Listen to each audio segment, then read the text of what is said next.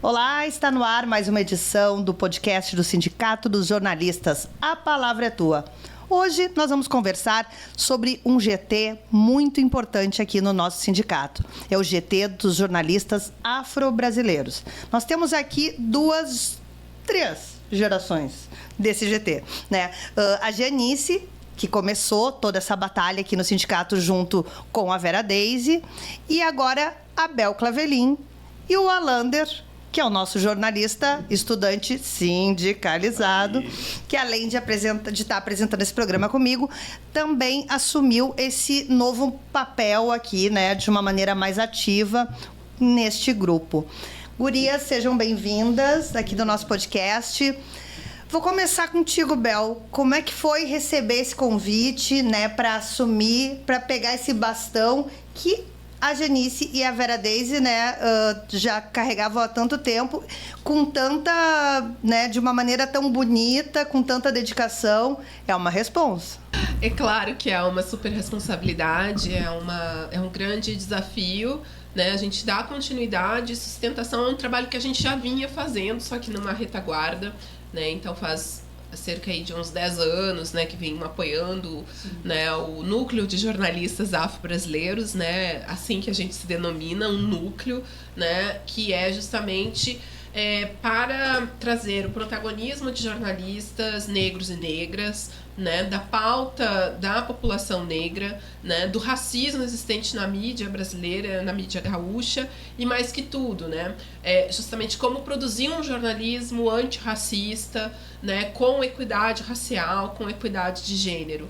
É uma grande satisfação, né, a gente poder fazer parte durante mais de uma década, né, do núcleo como membra efetiva, né, sindicalizada, integrante da diretoria, né, do sindicato, também em face do núcleo, né, a gente já assumiu outras posições, né, Janice na diretoria de educação e aperfeiçoamento profissional na FENAGE, né, na gestão da Zequinha, né, que foi uma grande ali concertação também que o Cinti Jorge, né, participou, então também integrei, né, essa outra instância, e agora, né, também aqui assumindo esse novo momento, que é um momento de continuidade, é um momento de transição, né, em que Vera Daisy e Janice Ramos, né, como nossos baluartes, né, agora toma um pouco mais de fôlego, mas continua integrando esse grupo, um grupo que foi constituído no ano de 2001, né, no Fórum Social Mundial, enquanto a gente discutia, o mundo se unia, né, para um outro mundo possível,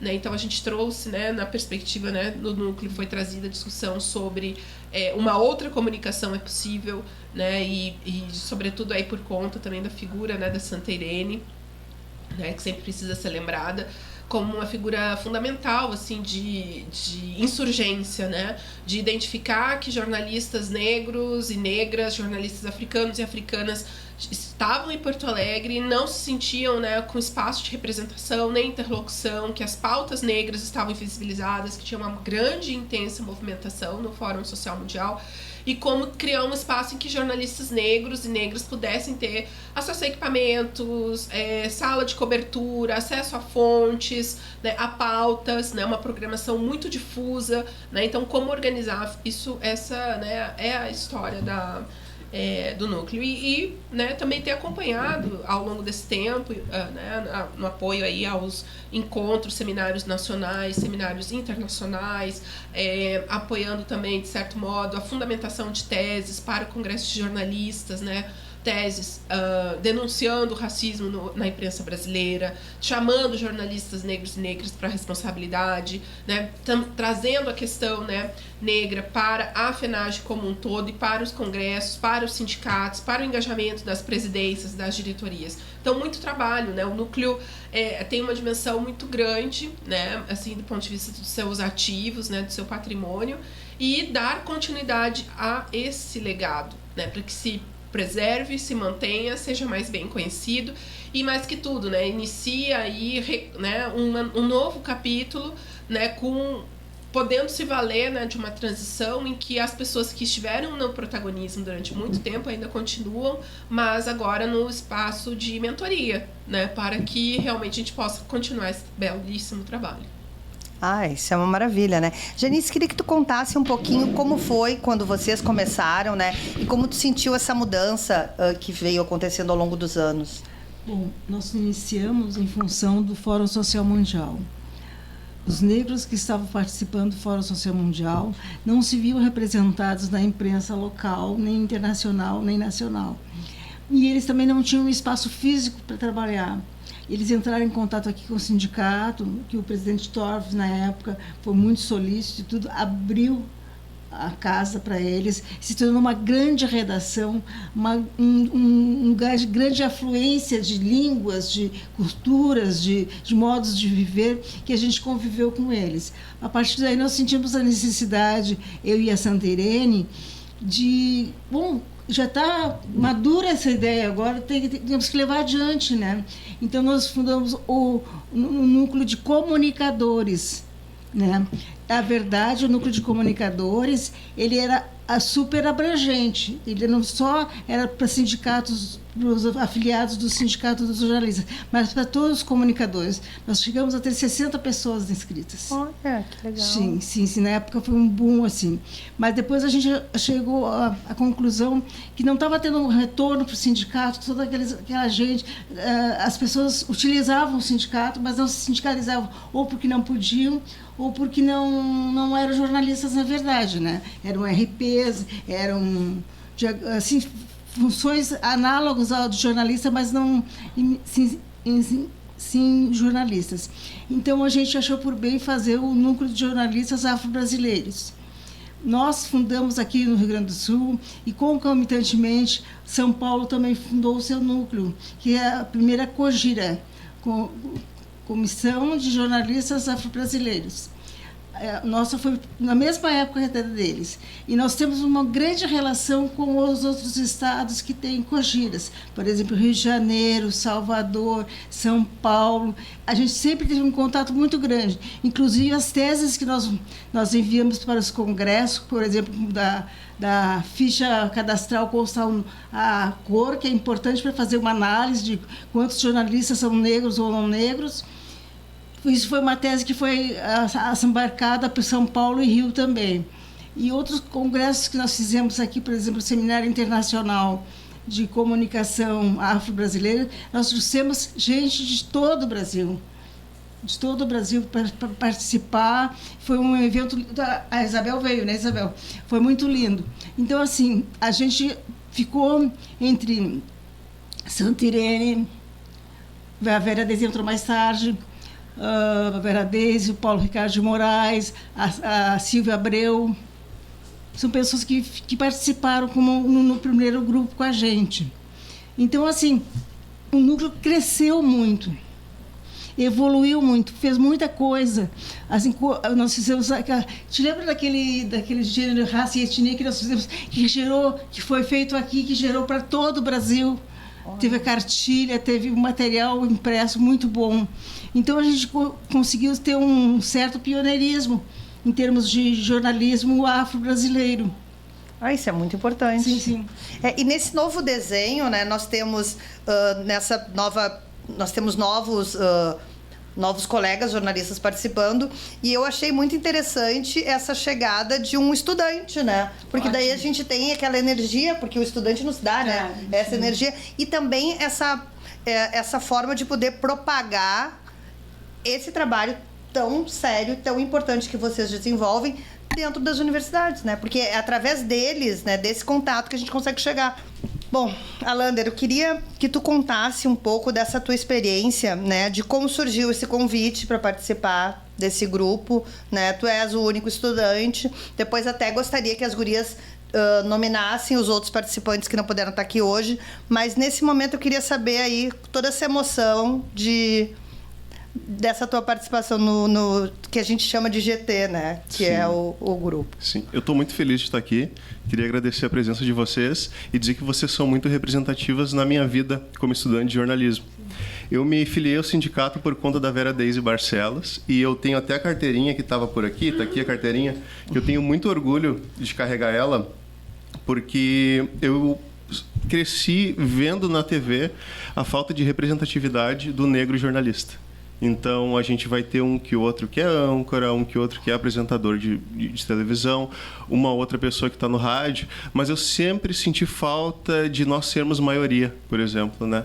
Então, para mim, que sou estudante de jornalismo, que estou trilhando uma carreira futura, tá aqui hoje é muito emocionante, né? Até a gente falava aqui nos bastidores do quanto a gente fica nervoso, né? Enquanto estudante de jornalismo, de estar aqui com vocês e de eu estar participando dentro desse núcleo, né? Desse grupo de trabalho. Janice, nós falamos um pouquinho ainda nos bastidores, que a gente sempre tem um papinho extra. Vocês fizeram algumas visitas, eu diria que muitas, nós né? fizemos as visitas nas universidades, porque a gente sentiu que tinha que ter gente jovem, assim, para renovar mesmo, para entrar com novas coisas, com novas tecnologias, que a gente, em função de estar fora do mercado de trabalho, não tem. Sim. Então, assim, a gente sentiu a falta dos estudantes. Nós estivemos nas universidades e é muito gratificante, porque daí a gente vê assim, tem 5, 6 alunos negros. Porque eu, por exemplo, quando eu estudei, tinha uma a mais que eu, nem brasileiro era, quando eu estudei jornalismo. A Deise parece que também era só ela. Então, assim, a gente fica muito feliz quando a gente vê 5, 6 negros participando do curso de jornalismo. Então, a gente sensibilizou alguns, conversamos com o Alan, no caso, conversou com a Vera Deise, para sensibilizá-los para eles virem para cá, para terem acesso, para eles saberem que têm acesso à carteirinha, que todo mundo quer a carteirinha, mas assim, acesso ao sindicato, às instalações, às benfeitorias que tem dentro do sindicato. A gente sente aqui, principalmente no Rio Grande do Sul, que os estudantes eles estão muito distantes dos sindicatos. Eu queria saber a tua opinião, Bel, que tu saiu do Rio Grande, tu já morou bastante tempo em Brasília, hoje tu tá morando no Rio de Janeiro. Como é que tu sente essa relação, né, do jornalista estudante, do jornalista enquanto essa relação com os sindicatos? Porque, assim, infelizmente, nós sabemos que alguns governos marginalizaram, né, o nosso trabalho enquanto sindicato. E vira e mexe, sempre tem alguma polêmica relacionada a isso, até num noticiário recente, quando se retoma a questão do que seria uma verba para o sindicato, uma contribuição sindical, sempre já diz que é para os sindicatos voltarem a ganhar dinheiro, ou até a própria questão que está sendo discutida agora, que vai afetar mais especificamente o comércio, né, para poder abrir no domingo, isso tem que passar por uma questão de uma resolução juntos, sentadas à mesa do sindicato. Essas notícias negativas acabam afastando a juventude do local sindical, que é o local onde nós, né, que somos mais pouquinho mais velhos que o Alander, nem tanto. Jovens há mais tempo. Jovens há mais tempo. Nós tínhamos um contato mais próximo. Como é que tu sente? Isso é mais aqui no Rio Grande do Sul ou tu sente isso por onde tu já passou? Essa é uma realidade nacional, né? A gente, claro, sempre vai se ater mais ao lugar onde a gente está vivendo, né? A comunidade onde a gente está, né, inserido. Então, eu sempre gosto de pensar assim abrir um pouco as lentes, né? Eu fiz uma tese sobre racismo e sexismo no jornalismo como profissão, né? Então, a gente tem por um aspecto, né, que eu acho que é bom a gente colocar.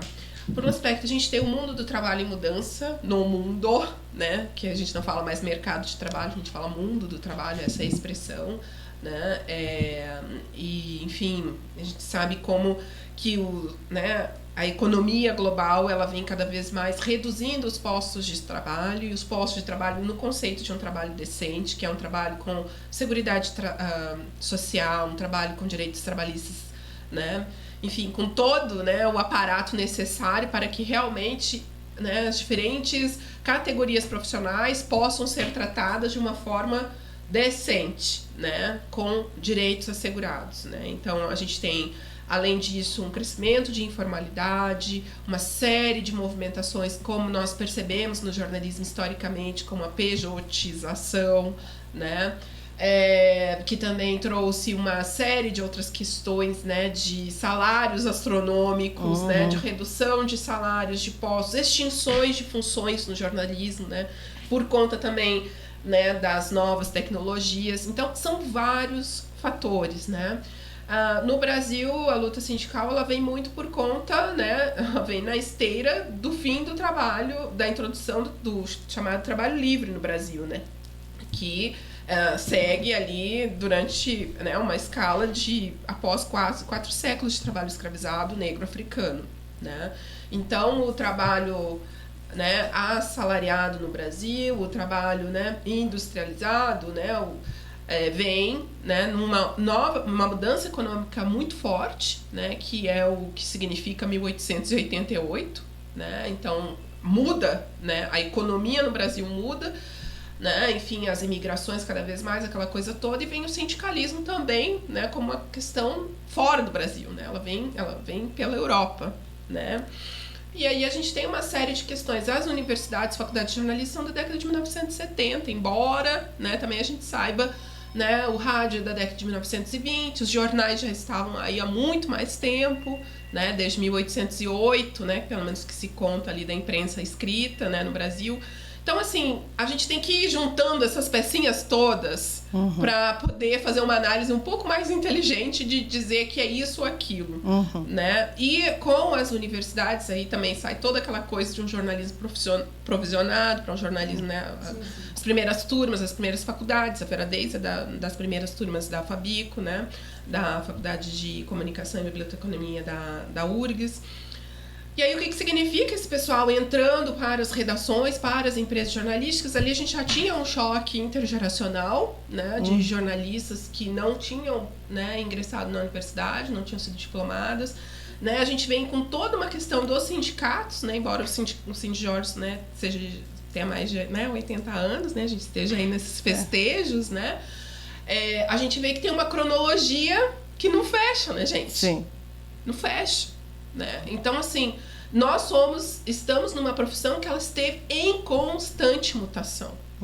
Então, a gente também tem que se colocar nisso, a gente tem que saber que profissão que a gente está, quais foram as fases, né? E o que implica realmente ter um sindicato, né, que depois lida com essa questão toda da diplomação, né? Na década de 1970, eu me formei em 2003 na Universidade Vale do Rio dos Sinos, que foi justamente quando não precisava mais ter diploma para ser jornalista, né? Então, e essa foi uma questão toda encampada aqui, a campanha aqui, ó, PEC do diploma para jornalista. Eu voto sim. Eu me formei num ano em que não precisava ter um diploma. E eu sempre defendi, assim como a Lander, a gente, né? Então, assim, e aí a gente tem outros fatores. O que as empresas jornalísticas, nas mãos das elites econômicas, nas elites políticas, fizeram também com o jornalismo, né? Trazendo algo que o Leonardo Sakamoto traz, né? Que é justamente muito jornalista acha que é sócia da empresa jornalística, não desenvolveu o que a gente chama nos estudos acadêmicos, né? Como eu fiz, da chamada identidade profissional, no sentido de reconhecer-se como trabalhador e trabalhadora. Então, você tem ali uma profissão que a gente tem muitas crises, né? E nós, jornalistas negros e negras, como eu sempre digo, né, na minha tese, né? A gente foi para o mercado de trabalho, chamado mundo do trabalho, para as redações jornalísticas, quando a gente conseguiu entrar nas redações jornalísticas, que entramos muito depois, né? E sempre nas funções da cozinha, como diz o Muniz Sodré, né? Que é o que traz a invisibilidade, né? Nas telas, né? Nas bancadas, né? Nos chamados postos nobres de visibilidade. O que significa romper, né? Figuras negras que romperam com seus traços negroides, né? Que foram sempre muito solapadas pelo racismo. Para não fechar a minha fala, eu quero dizer que a gente foi, eu, né, posso falar por mim, imagino que a Janice também, enfim, a Lander, a gente foi para as redações, para as assessorias de comunicações, para as universidades lecionar, só querendo trabalhar. E a gente teve que lidar com o racismo e com o sexismo, enquanto, né, nem mesmo a questão do trabalho estava assegurada para a nossa categoria como uma discussão política. Sim. Então, nós, negros e negras, quando fomos trabalhar, nos titulamos para exercer uma profissão, a gente ainda tinha que lidar com racismo de jornalistas e com sexismo. Então, assim, é uma coisa assim, que é absolutamente aviltante. Então, Então não dá para dizer, mas é isso e tal. E fora agora, nesses últimos 10 anos, que os sindicatos foram absurdamente, né, destruídos, né, legalmente, sim, inclusive, né, não é só atacados e criminalizados, como já estava, né, Janice, há 20, 30 anos atrás. Que os sindicatos, que uma instância de resistência, de organização profissional para justamente trabalhador e trabalhadora não serem a corda mais fraca no jogo de forças, né? Então, você imagina trazendo isso para a nossa realidade. Isso está no Brasil inteiro, né? Isso está no Brasil inteiro. E aqui, enfim, alguns estados ainda têm um pouco mais de resistência no sentido de conseguirem aglutinar profissionais que se reconhecem sensíveis de que são profissionais trabalhadores e trabalhadoras. A gente tem um monte de colegas nossos, amigos e amigas, que são jornalistas que não têm sindicalização, né, que não são sensíveis, são pessoas muito cultas, com acesso a muita educação e com carreiras muito consolidadas, mas que não conseguiram incutir em si a condição de trabalhador e trabalhadora, porque essa identidade de classe, inclusive, é considerada horrível. E a gente tem um sindicalismo no Brasil de 1930 das trabalhadoras domésticas, que elas é uma força sindical fortíssima, de como que as domésticas conseguiram desenvolver entre si, destituídas de muitas coisas, inclusive de escolaridade, desenvolver uma capacidade de categoria profissional de pertença que nós jornalistas não conseguimos. Não temos. Então, para ver, as nossas análises precisam ser mais profundas. E a gente sente muito isso, além dos nossos colegas e amigos já formados e pessoas que já estão há mais tempo no mercado, o quanto os estudantes não entendem realmente isso, não se sentem que pertencem e nem que vão, de alguma forma, Se nem as pessoas que estão formadas, estão no mundo do trabalho, têm essa capacidade, que deveriam ser as pessoas mais maduras. Tem a ver com redação. As redações estão morrendo, né? Sim. E o trabalho de assessoria é nucleado, ou seja, ele fica ali naquela empresa trabalhando com outros profissionais de outras áreas, não fica trabalhando com jornalistas. Sim. E as redações, no meu tempo de redação, que a gente tinha máquina de escrever, em relação agora ao computador, as pessoas falam com o computador, com o colega dali do lado, ninguém se levanta para falar com a pessoa. Então isso aí, esse senso de coleguismo que existia, tinha rivalidade, mas tinha um quê de vivacidade, de verdadeiro, que se discutia as questões políticas nas redações, 6 horas está baixando o jornal, mas tem uma discussão política e aquilo acontecia. E não existe mais esse senso político, porque o sindicalismo é um ato político, um ato político, claro. E não está sendo visto como tal, porque simplesmente a pessoa está isolada. Uma coisa que nós sentimos, eu e a Carla Seabra fizemos algumas entrevistas com professores e coordenadores das universidades aqui do Rio Grande do Sul, né? E eles nos apresentando e comentando sobre a sua experiência enquanto estudantes e hoje enquanto mestres ou doutores nas universidades, que as universidades também elas foram se adaptando aos clientes, vamos dizer assim, né? Porque quando caiu o diploma, elas precisavam ser atraentes de alguma outra forma. Então, tudo que se tinha, que a gente também tinha esse mundo político dentro das universidades, a gente falava sobre política, sobre sindicalismo, sobre a importância de ser uma categoria, mesmo que depois acabasse se perdendo com uma proposta de emprego onde a conversa com o patrão é mais simpática e mais financeiramente mais agradável do que com o sindicato. Mas a gente tinha isso estimulado. E hoje é tudo acaba sendo tudo muito frágil, até o próprio Schroeder um dia comentou aqui, a FAMECO se adaptou para os alunos não se frustrarem. Então, investiu em puffs e não sei o quê, e até cadeira de TikTok. Então, assim, os alunos não podem se frustrar. E não é isso, a vida não é assim, a gente sabe. E para quem está lecionando, muito difícil. Eu lecionei 4 anos e meio na Católica de Brasília. Então, até mesmo para exercer o trabalho, né, de professor e professora, né, tinham colegas assim, a gente tinha discussões entre nós, né, docentes e da docência. Muitas né, nos tratavam como babás de adultos e adultas. Então, assim, a gente vem num empobrecimento, né, cultural, intelectual, formativo, que vai desembocar no mundo do trabalho, na qualidade do produto dos trabalhos, nos conteúdos, sobre o que as sociedades estão conversando, quais são os problemas, né, de Porto Alegre. Né? Hoje tem um problema, eu estou morando agora no Rio de Janeiro, tem um problema tremendo aqui em Porto Alegre, que é o problema de energia. Sim. Um problema seríssimo, que é o problema de drenagem de água, né? Que é um problema seríssimo, assim, de várias montas em que a gente não vê as pessoas falando sobre isso, né? A gente vê aí as redes sociais com muita capacidade de produzir conteúdos de entretenimento cada vez mais alienantes, né? E as grandes questões nacionais e comunitárias, né, reduzidas. E a comunidade que a gente chama, né, tem um conceito acadêmico que é comunidade discursiva. A comunidade discursiva jornalística não tem o discurso jornalístico, porque não tem comunidade. Que é isso que a Janice está falando. Onde as pessoas se encontram, onde discutem a profissão, onde uma jornalista vai se formando com um jornalista. Então, essas trocas humanas, elas estão cada vez mais sendo interditadas. Porque elas ficam aqui, né? Elas podem ser feitas por Mas aí. muita gente fica só aqui. Mas qual é o uso que a gente faz? Exatamente. Se a gente trouxer as novas tecnologias, a gente tem possibilidade de estabelecer contatos, né?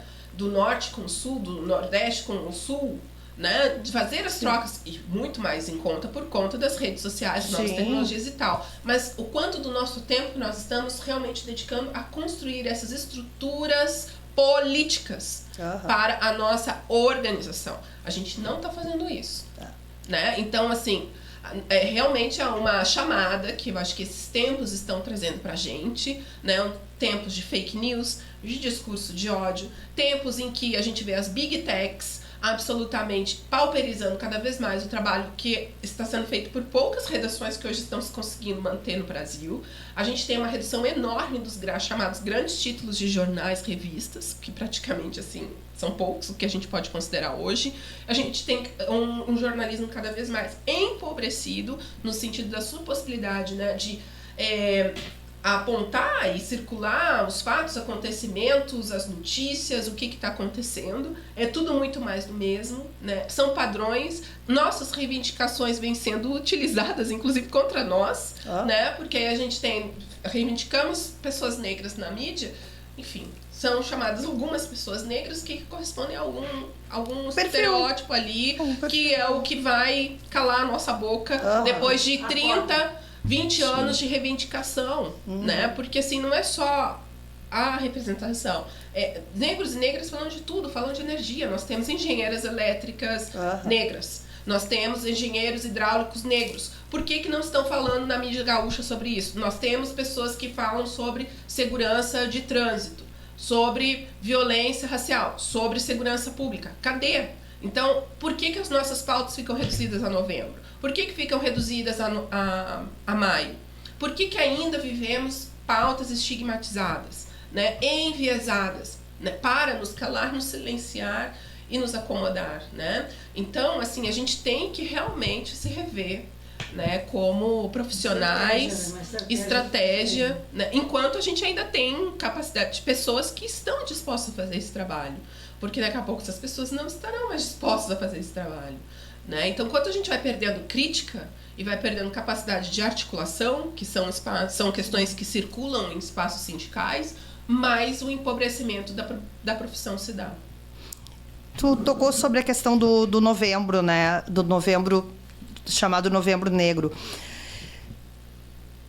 Nós conversamos no último programa com a Isis, que ela é da CUT, tem um trabalho, né, no movimento negro bastante significativo. Por sinal, ela, para mim, especificamente, me deu uma aula sobre tantas coisas que eu passei a refletir.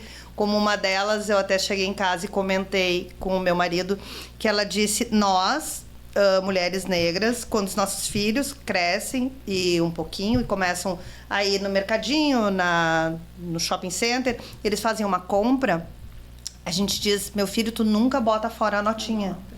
Eu tenho certeza que tu nunca disse isso pro teu filho. E eu realmente nunca disse isso pro meu filho. E aquilo me tocou de uma maneira que, assim, vocês não têm ideia de quantas coisas eu refleti a partir de tudo aquilo que estava acontecendo ali, né? E aí ela disse, olha,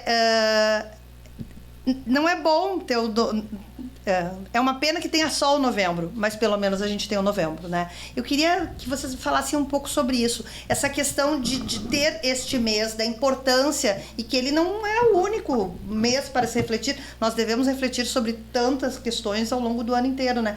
Mas ainda assim é significativo que se tenha um período, né, para isso. Eu sou ativista do movimento negro gaúcho, né? E acho importante ter o novembro. Agora, é assim, ó, enquanto mãe a gente sente assim, ó, sobre esse exemplo da Isis, vai de chinelo, não vai de tênis, que eles vão achar que o teu tênis é roubado. Muitas reflexões, Então, uma das reflexões que mãe faz, toda a mãe que o guri diz assim, vou no shopping center, fica aquilo, vou no shopping center, não. Meu filho, o que tu vai fazer? Não, nós vamos dar, pior ainda, vai de turma no shopping center. E a gente já sabe que no shopping center, o segurança tem uma senha que diz quando os negros entram no shopping center. Daí ele anda perseguindo os negros em todo o shopping center. É assim, sempre assim, não diga que não acontece, que isso é o verdadeiro da questão. Negro é perseguido no shopping center, para não ter essa veleidade de curtir loja, não, isso é para a burguesia, isso ele não tem direito de fazer. Então são certas coisas que a gente tenta identificar, porque essas questões são muito solitárias. Essa mãe que teve angústia, ela teve angústia sozinha. Sim. Então são questões muito solitárias que nós não levamos para o coletivo. O coletivo é muito frágil. Entende? Então, nós estamos agora no novembro antirracista unificado, e eu estou achando maravilhoso, porque pela segunda vez, o ano passado já aconteceu, pela segunda vez as ONGs e movimentos sociais estão fazendo alguma coisa juntos. Isso é super importante, não ter quebra, não ter discórdia. Tem quebra para qual tem discórdia, mas no final, no consenso... Mas é para construir. Exatamente, o consenso. Então isso é muito importante. É uma evolução, gente. Outra coisa, não são só os velhos, os antigos que estão participando. A juventude está participando. A gente reúne um bom grupo de pessoas para discutir as questões negras. Então a gente se importa com essa mãe, se importa com essa criança, e a gente não pode deixar que as coisas aconteçam e o movimento negro não se manifeste. Mas não, a gente não pode ser só aquele ali, uma nota de repúdio, uma nota de apoio que a gente lança. Isso aí banalizou de tal forma que ninguém dá bola, entende? Sim. Ninguém dá atenção para esse tipo de coisa. A coisa tem que ser mais incisiva, achar um advogado para essa pessoa, se aconteceu alguma coisa, fazer um BO, ter uma orientação que seja para a pessoa socialmente se sentir aceita e integrada na sociedade. Sim, e até essa questão do shopping não fica só restrita ao shopping. Há pouco tempo nós tivemos na Câmara de Vereadores aqui de Porto Alegre um episódio com um colega que foi impedido, Luiz Henrique, né, que até participa do nosso grupo, impedido de filmar, impedido de trabalhar. Então não fica só realmente na criança, no adolescente, fica na profissão. Depois de formado, com o diploma, exercendo a sua profissão, a pessoa não se sente à vontade para trabalhar. E aí, por uma questão da cor da sua pele, ela é impedida de trabalhar. E foi um ato bem isolado naquele dia e direcionado. Foi intencional. Foi intencional. O Luiz Henrique nos procurou, né? E nós entregamos um documento para o presidente da Câmara de Vereadores com mais de 40 entidades prestando apoio, né, e pedindo para que a Câmara de Vereadores tome as devidas providências, porque o que eles passaram a tentar dizer? Não, que só foi um mal-entendido entre os vereadores e um profissional, mas em 50 anos isso nunca aconteceu, e dessa vez esse profissional é negro e era o único negro naquele ambiente, né? Então, assim, fatos muito delicados e muito cruéis. E no dia que nós fizemos essa entrega, uma das representantes, se eu não me engano era do Simpro, ela falou para o presidente da Câmara assim, isso não pode ficar assim, isso precisa se tornar público, isso precisa, né, essas pessoas, elas precisam entender o erro que elas cometeram, né? Porque o que a gente vai dizer? A gente diz para os nossos filhos que eles têm que estudar, que eles vão se formar, que eles vão ter uma carreira e que eles vão ter um espaço no mercado como qualquer outro. E aí a gente vê que aquele menino negro que estudou, que se formou, está trabalhando, não conseguiu trabalhar porque ele é negro. Né? Então, eu acho que esses assuntos todos são muito delicados. O que aconteceu com o Luiz Henrique é inadmissível, né? E a gente não pode levar como apenas uma questão de cerceamento da profissão. Não, ele não foi impedido de simplesmente fazer a matéria. Ele foi constrangido por um ato racista de 2 vereadores racistas que agiram com ele da pior forma possível. Mas isso é o racismo no Brasil. Né? Então, assim, não é exceção o que aconteceu com o Luiz Henrique. Né? Fiz uma tese sobre isso. Racismo e sexismo no jornalismo como profissão, analisando, né, as carreiras de jornalistas negros e negras, brancos e brancas. E os testemunhos são horríveis. A gente sabe o que significa o sexismo no jornalismo como profissão. E aqui no Rio Grande do Sul a gente tem um monte de exemplos. Há décadas. Sim. Muitas mulheres jornalistas conseguiram alçar determinados postos e bancadas, inclusive de televisão, por se relacionarem sexualmente com homens. Sim. Com editores, com pauteiros, né? Gerentes. Com gerentes. Nós sabemos os nomes. Isso tudo sempre ficou muito calado aqui. Então, é à toa que tem um núcleo de jornalistas, um núcleo de gênero aqui no Sindijors, em que tem a questão do assédio sexual e do assédio moral. Sim. Entendeu? Então, assim, para jornalistas negros, o que aconteceu com o Luiz Henrique foi o que ficou visível. E quantos jornalistas que não receberam pautas porque eram negros e negras? Para quem vai as melhores pautas? Para quem vai as melhores viagens internacionais? Quem se torna correspondente? Eu tenho isso escrito, são os depoimentos. Não é, o que aconteceu com o Luiz Henrique aqui é só mais do mesmo. Quem são jornalistas negros que tiveram carreiras longevas no Rio Grande do Sul? Que ficaram 30 anos, conseguiram entrar na redação e rodar e se aposentar na profissão? A gente sabe como é que isso é há muito tempo.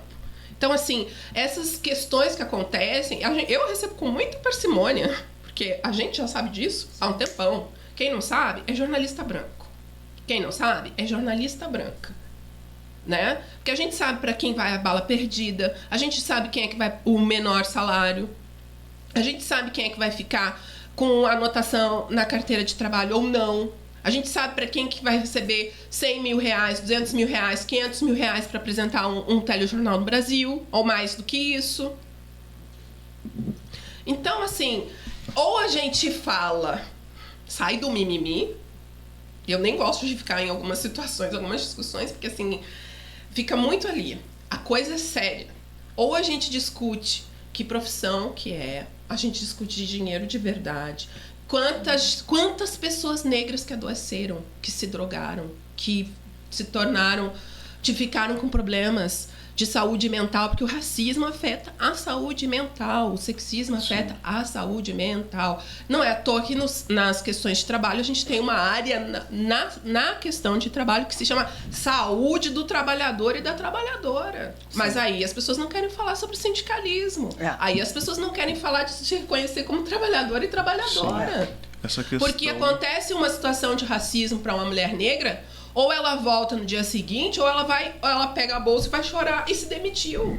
E quantas pessoas que foram absolutamente atacadas pelas fontes? Sim. E que a redação nunca se pronunciou?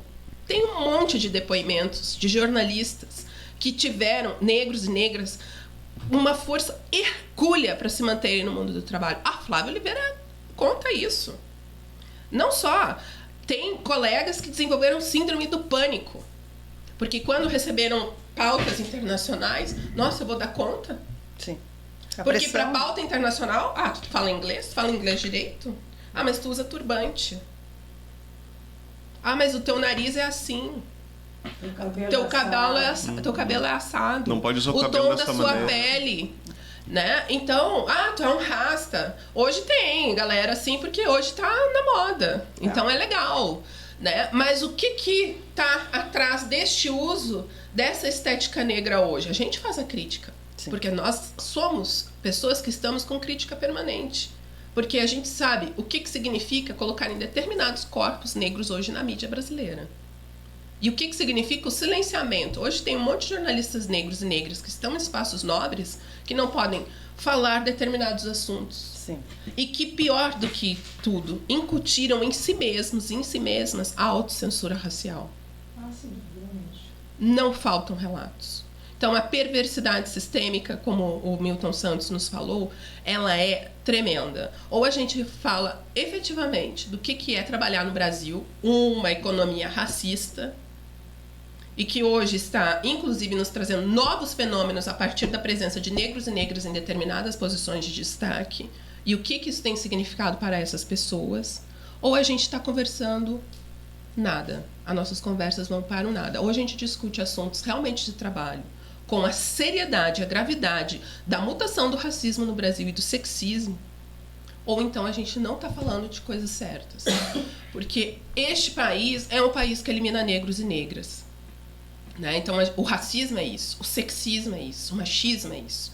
Então, a gravidade desse fenômeno já vem sendo capturada por sindicatos, por categorias profissionais, por estudos, pela academia há muito tempo. Porque esses fenômenos, eles podem não vir a público, mas eles são contados em espaços seguros de pessoas negras, de mulheres, de trabalhadores e de trabalhadoras.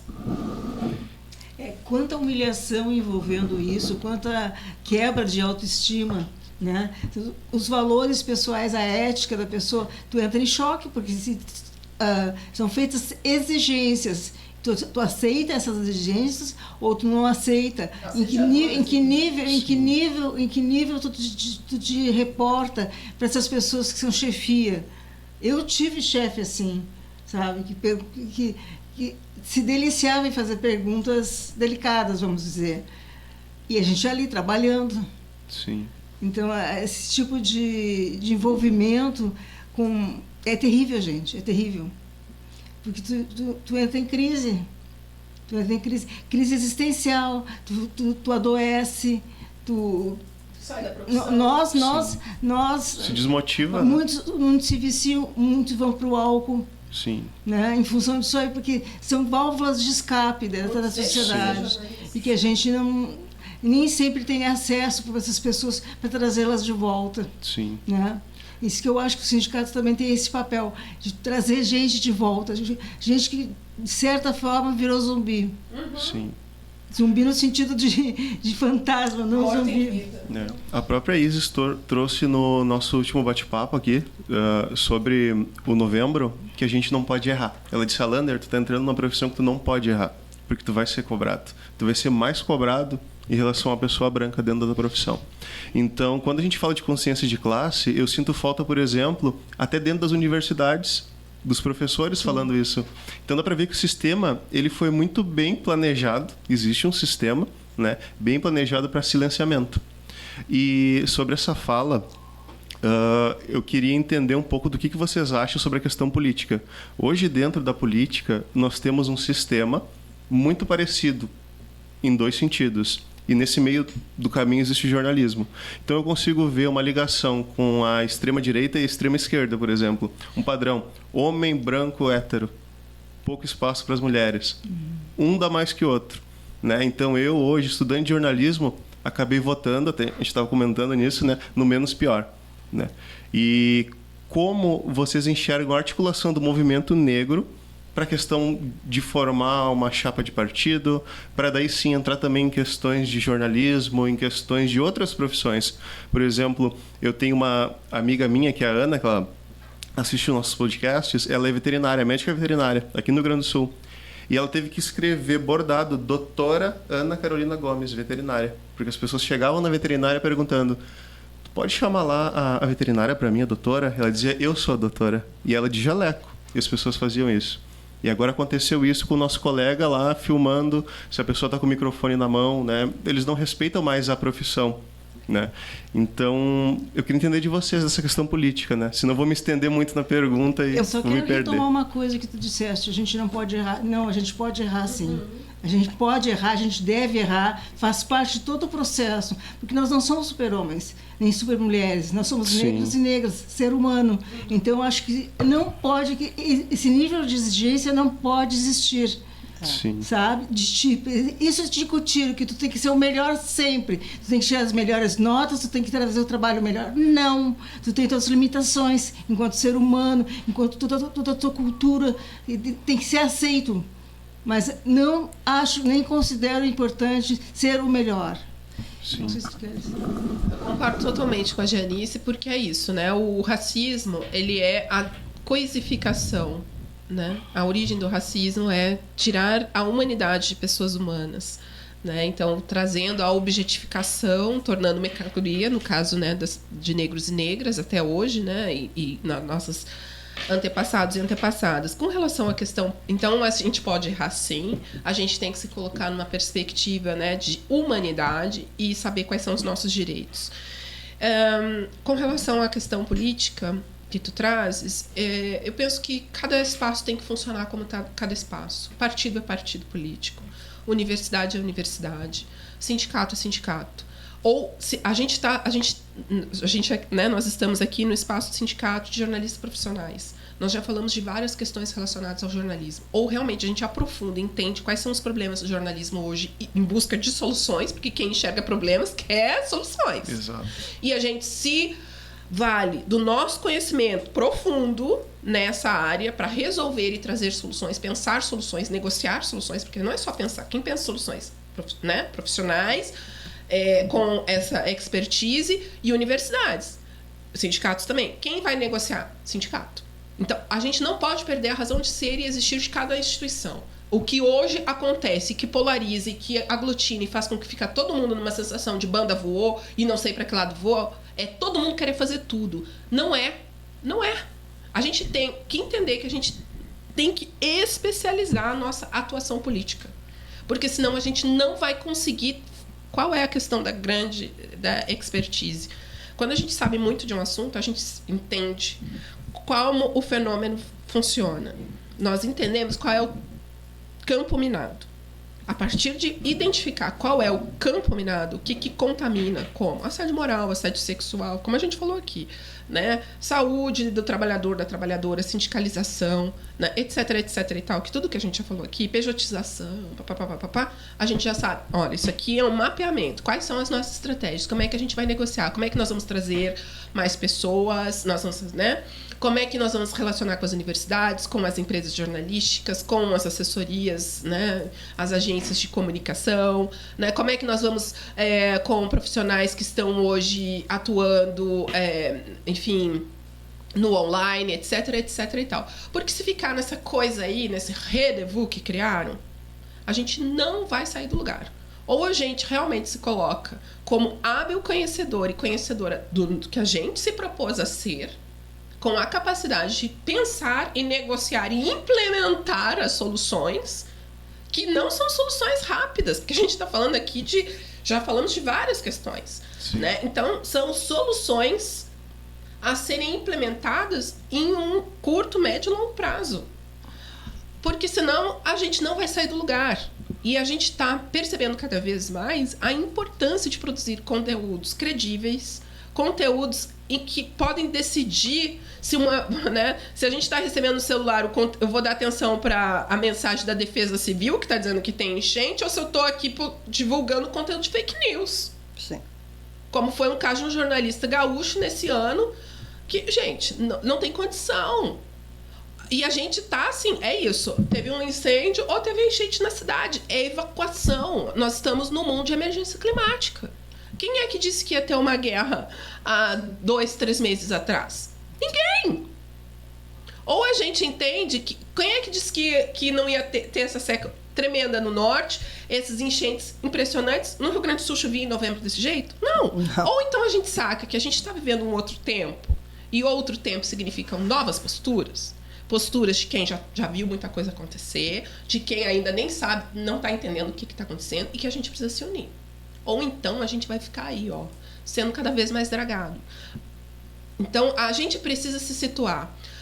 Né? E aí, justamente, as reivindicações, as pautas, né? E também, cada vez mais, engajamento com os cumprimentos dos mandatos parlamentares e dos executivos.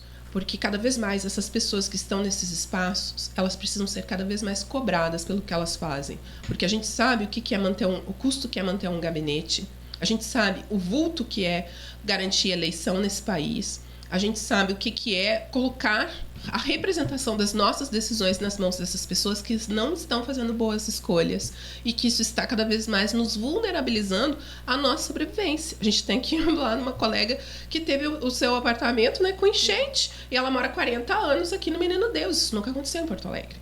Então, assim, ou a gente se liga, né? Ou vai ficar um jornalismo de alarde, de denúncia, de sensacionalismo, que só aterroriza as pessoas ou conscientiza as pessoas. Chegou a hora das grandes empresas do Rio Grande do Sul repensarem o jornalismo que fazem. Ou a gente muda, né, o rumo das pautas, da qualidade. Esse jornalismo que está sendo feito aqui no Rio Grande do Sul, no Brasil, não dá mais conta às situações de emergência que a gente está vivendo como população. Nós precisamos ter informações de qualidade. E para todos os assuntos, nos nossos que se referem ao enfrentamento do racismo, do machismo, mais que tudo. A gente realmente precisa de novas estratégias. Então, a gente precisa de novos assuntos, de novas mobilizações, nós precisamos expandir as nossas mentes, nós vamos precisar estudar outras questões, conversar com outras pessoas, porque não está mais dando conta de a gente garantir o nosso ir e vir. Né? Então, assim, e nem ficar refém de a banda A ou a banda Z, o partido isso ou aquilo, a tendência tal ou não sei o que lá. Não dá mais, a gente não tem mais esse tempo. Né? Então, essas mentes não podem nos apequenar, nem nos aprisionar. É hora de os nossos corações nos libertarem. É verdade. Mas também tem essa questão da representatividade, né, na política. Nós temos até, em relação à própria questão do Luiz Henrique, a Elaine, nossa colega do sindicato, que é do grupo de jornalistas afro-brasileiros, ela disse, não, a gente precisa de uma vereadora, de um vereador ou vereadora negro para vir junto com essa nossa questão. Fomos procurar, tem uma vereadora negra, a Karen, que foi maravilhosa, que nos recebeu muito bem, mas isso também faz, eu imagino, porque quando eu olho na minha ótica de mulher branca, são pouquíssimas mulheres na Câmara de Vereadores, são pouquíssimas mulheres na Assembleia, são pouquíssimas mulheres em grandes cargos. Os próprios ministérios, recentemente, os que foram alterados, todos foram mulheres que foram retiradas, né? Infelizmente. Pressão política, a gente sabe que acontecem muitas coisas, mas parece que nós, mulheres, já estamos na vulnerabilidade. Então, as mulheres negras mais ainda, obviamente. E essa questão de se sentir representado. Eu tenho tomado cuidado nos últimos anos em buscar, dentro da minha linha política, votar em mulheres. Porque eu acho que é importante a gente ter essa representatividade. Porque eu acho que só uma mulher vai entender o que a outra pode estar passando, pode estar sentindo, né? E buscar legislações que sejam importantes para nós, para a família, para os filhos e coisas desse tipo. E aí eu pergunto para vocês três, né? Essa representatividade, quando vocês vão procurar um candidato, eu digo em níveis, né, tipo Câmara de Vereadores, governo de Estado, as chapas, os partidos, vocês tentam buscar essa representatividade, porque nós não temos, né? O Rio Grande do Sul teve um governador negro, Alceu Colares. Todos esses anos. Todos esses anos, né? Então... Só que retomando aquela história do sindicato, das políticas, eu acho que tem que ter uma política sindical. Existir a política sindical. E nesse espectro a gente atuar. Sim. Não, assim, existe a política enquanto política, mas existe outros... Mas a gente, enquanto sindicato, tu tens que atuar evidentemente fazer política. Tu não pode te distanciar disso aí. Sim. Sabe? É aquela história. Qual é o preço de um ovo? Ele tem um preço político, não é um preço real. Sim. Um quilo de arroz tem um preço político, não é o preço real. As coisas são todas envolvendo política. Sim. Eu vou te responder agora, Vivi. Eu tenho por norma votar em mulher negra. Eu procuro, entre as mulheres, votar em mulher negra. Eu acho que não adianta a gente continuar votando nos homens brancos, hétero, que não resolve o problema de ninguém. Então, eu fiquei muito feliz, assim, que uma das vezes que a gente ela se elegeu e tudo, a outra... E fico feliz que tem essa bancada negra. Agora, é muito delicada, existe uma fronteira muito delicada de raça e de representatividade, que a gente tem que ter Eu não estou vendo isso aí, eu não estou vendo esse limiar das coisas. Acho que teria que ser mais pensado. Está indo muito aos borbotões, ao que o momento diz, sabe? Não existe assim, um planejamento para daqui até 2024 nós vamos fazer isso. Não, é ao sabor do vento. Isso eu não acho legal. Eu acho que tem que fazer uma proposta, uma plataforma de atuação. Que eu não vejo nisso, não vejo nos brancos, também não vejo nos negros, entende? Dentro da nossa classe, até a própria PEC do diploma, né? Que a gente precisa de articulação política, de pressão. E eu sei da dificuldade que vocês todas passam no dia a dia de conseguir representatividade em quem vota essas PECs, né? Para conseguir esse movimento. Então, é mais por isso que eu trouxe essas questões mesmo, assim. E porque eu me filiei ao sindicato porque eu pensei assim, poxa, uma mulher negra com uma baita história no jornalismo, esse sindicato é diferente. Então eu tive a representatividade lá. Então eu fico imaginando para quem está na faculdade como eu, que não está afiliado a nenhum sindicato, o quanto deve ser difícil, para mim é difícil, para os outros colegas também, a gente fica nesse meio do caminho, né?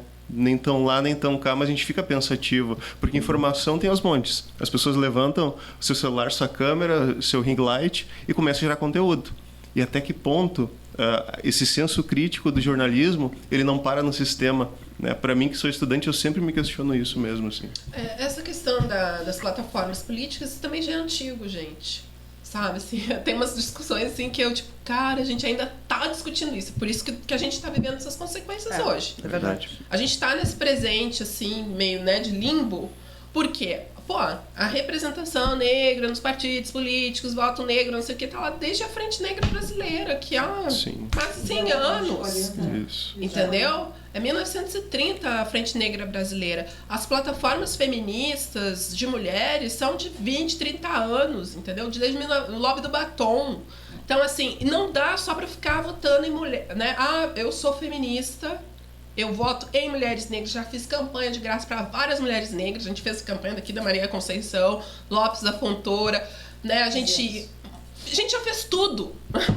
Há mais de 20 anos. Eu, pelo menos 20 anos na minha cronologia. A Janice, 40 anos na cronologia dela. Não é isso. Então, assim, eu 20, 25 anos. Então, qual é o problema?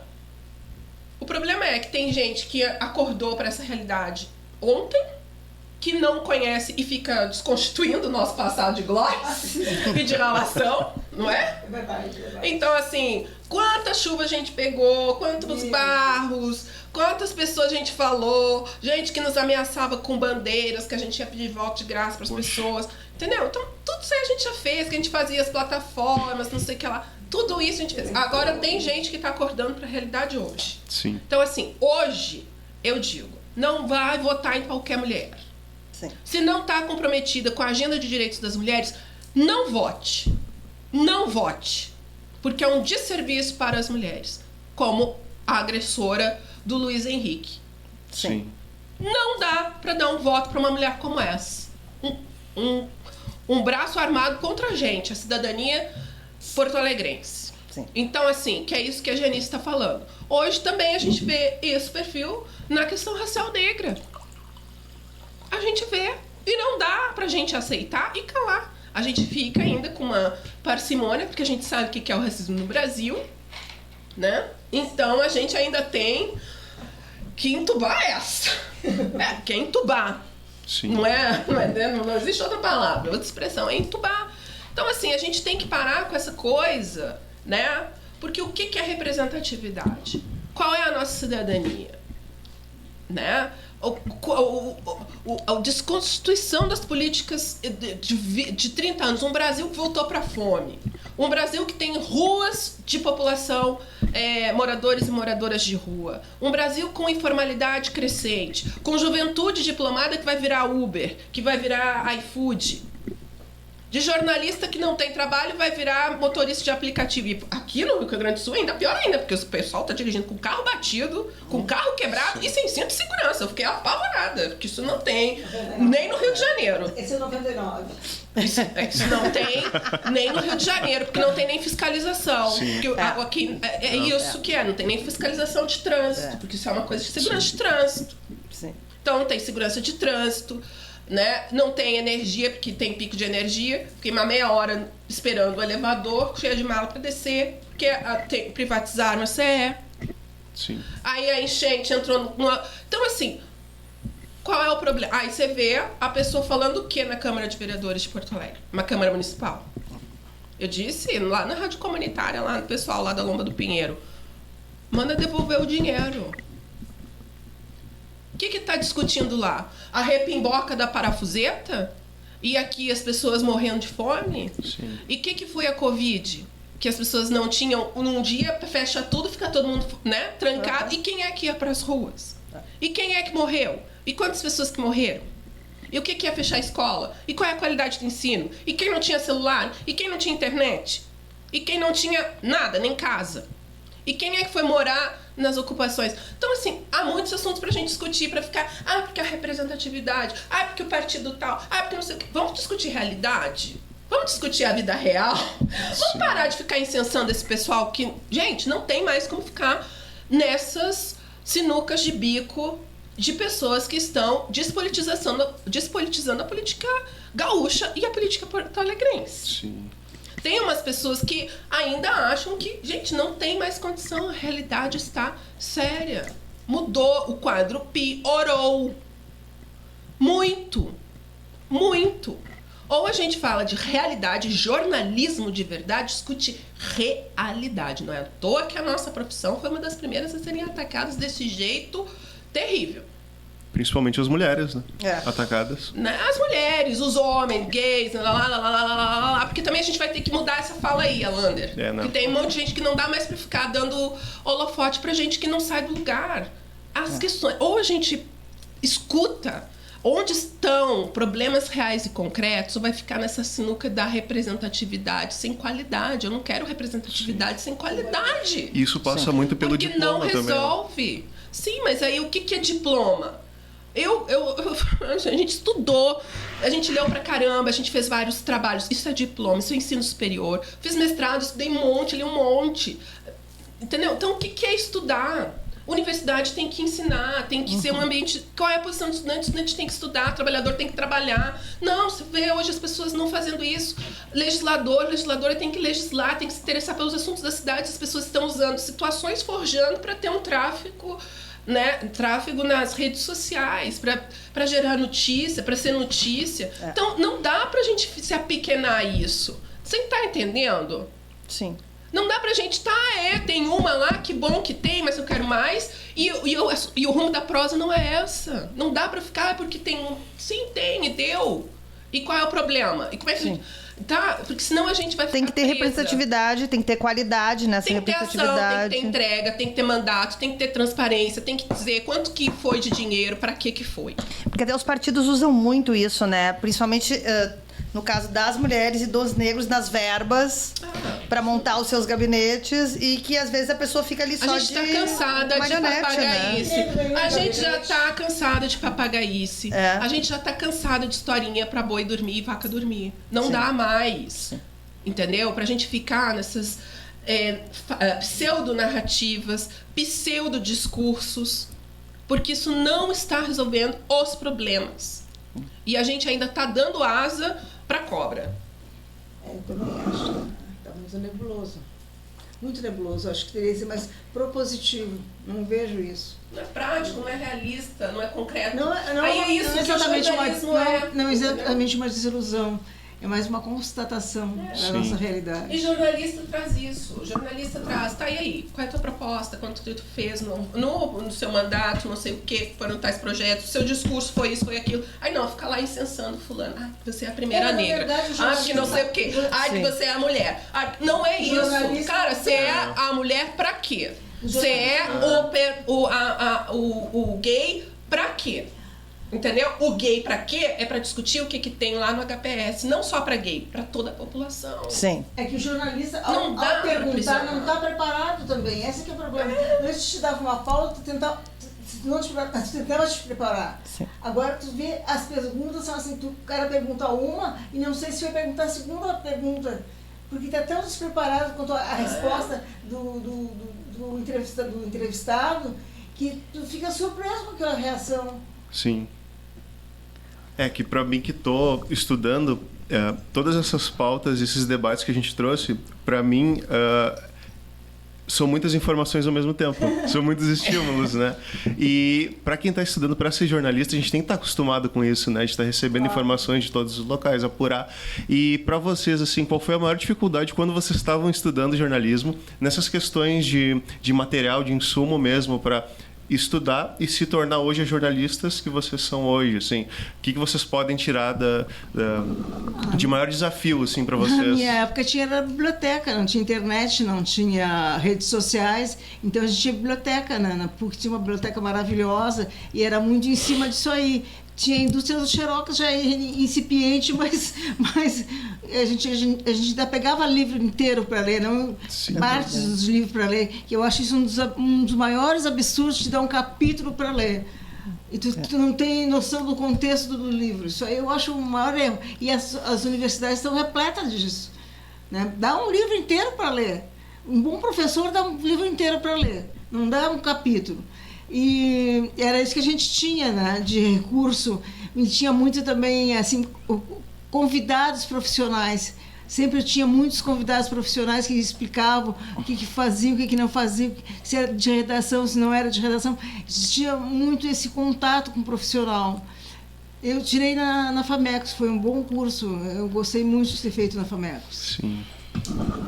Eu estudei na Unicinos, né, e tinha um grupo, né, de professores e professoras muito bom, né, projetos especiais, palestras, projetos e muita biblioteca, muita leitura, porque também, assim, naquela época que eu estudei, jornalista gostava de estudar, gostava de ler, gostava de conversar, gostava de ouvir histórias, gostava de socializar, então eu desenvolvi essas minhas aptidões em habilidades, né? Agora a gente vê uma série de pessoas que vão para as universidades, só vão.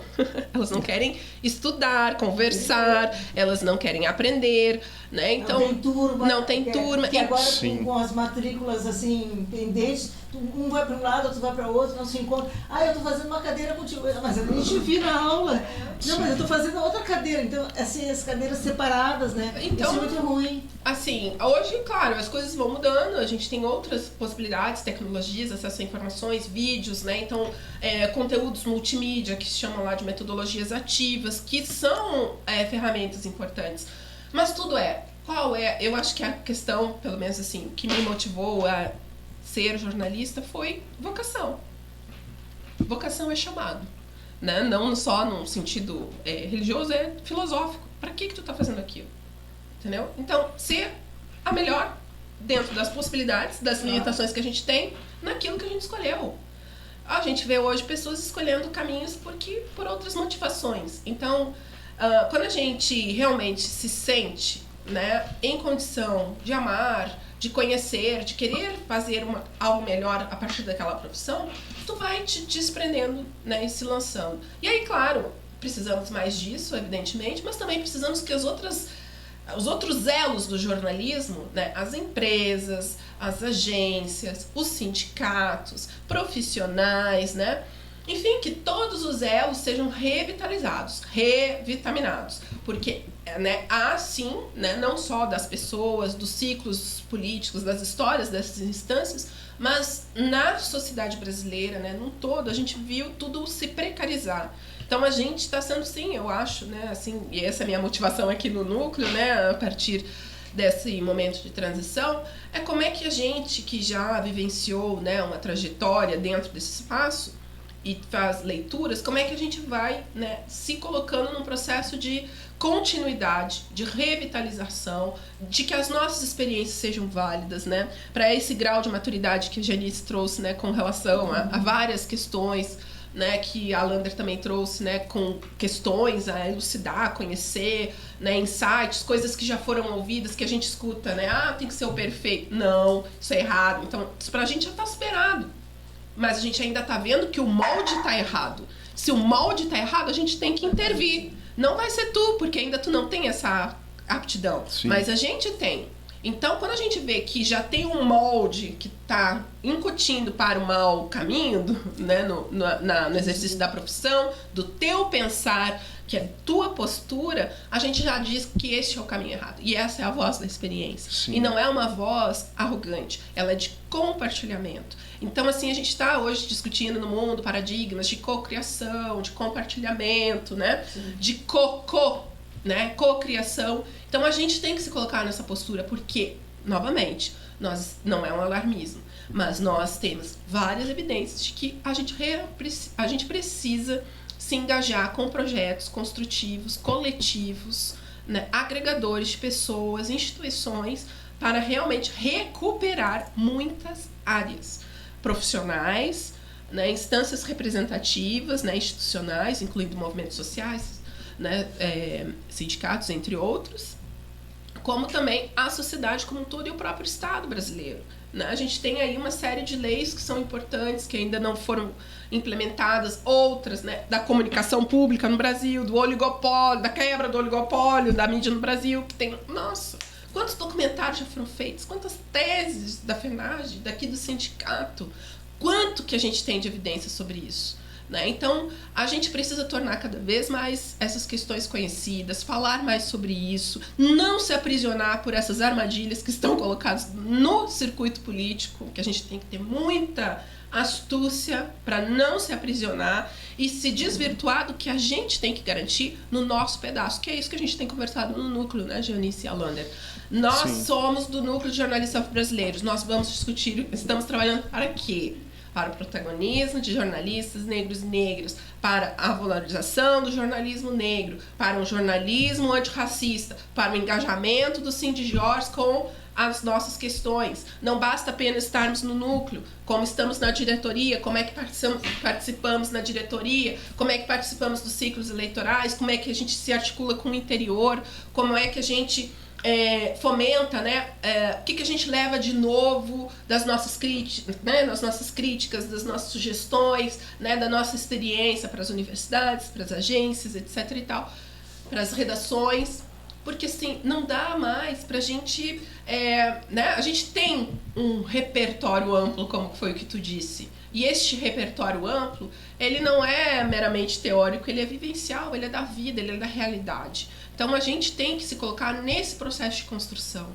A gente sabe muito bem, né, aqui o núcleo de jornalistas brasileiros está na articulação, né, por meio da Janice, do Novembro Negro, né, foi muito solidário e responsivo, Cindy Jorge, a situação vivenciada pelo Luiz Henrique Silveira, né, a gente fez um chamamento para ele, né, integrar o núcleo de jornalistas brasileiros, porque no momento de uma agressão, um sindicato conseguiu mobilizar mais de 40 outras instituições para se solidar para um jornalista negro. Perfeito. Então, isso, o que é essa instância? Então, a gente tem que respirar fundo, fazer uma leitura conjectural, estratégica do tempo que a gente está vivendo, do recrudescimento das forças conservadoras, realmente, né? E se colocar numa perspectiva de trabalho coletivo. Né? Então, e isso é possível, né, quando a gente se propõe a aprender, a ensinar e compartilhar. Eu fui uma estudante que me propus a aprender. Sim. Porque eu me vinculei a uma profissão que eu admirava, desenvolvi um amor. Sim. E desenvolvi tentar ser a melhor dentro das minhas limitações, das minhas possibilidades, sem me deixar incutir de ser perfeita, porque eu sou humana. Né? Então a gente tem que sair dos falsos discursos, das falsas promessas, né? A gente tem que sair, né, de um monte de amarras que tentam nos aprisionar, porque a gente só quer ser jornalista, negro e negra, né? Assim como a gente só quer ser mulher negra na sociedade brasileira, homem negro na sociedade brasileira, respeitado, né? É verdade. E para isso a gente tem que fazer uma trajetória hercúlea para alcançar o mínimo, que é o equitativo. Então a gente tem sim que se engajar cada vez mais com a cidadania gaúcha, com a cidadania porto-alegrense, com a cidadania brasileira, sair do espaço de sub, né, e construir esses espaços coletivamente. Bom, eu queria dizer que eu aprendi muito com vocês duas. Com a Lander eu já aprendo toda semana, porque essa troca é muito importante. Eu que aprendo com vocês. E eu, como mulher, jornalista branca, eu aprendi muito com tudo que vocês conversaram aqui, porque é a hora que a gente consegue refletir, né? E sair da sua zona de conforto e tentar. Claro que eu nunca vou ter o mesmo sentimento que vocês têm, mas eu acho que eu refletir sobre isso muda o meu olhar, que eu sempre tentei que fosse o mais acolhedor possível. Eu queria agradecer muito a presença de vocês. Foi ótimo. Agradecida. Também quero agradecer e eu quero deixar uma dica de leitura. Eu acho que aqui entrou muita coisa do que a gente falou, está dentro desse registro. Ele é de 2009 e ele está disponível aqui. Eu vou mostrar. É O Negro na Mídia e a Invisibilidade da Cor, que é uma iniciativa do Cindy Jorge e do próprio núcleo de jornalistas afro-brasileiros. É uma dica porque entra muita coisa do que a gente falou e para mim foi uma boa aula esse livro, porque muitas pautas que entraram aqui, elas estão aqui, né, por falas de colegas, e agradecer a vocês. Muito obrigado pelo repertório, pela vivência, né?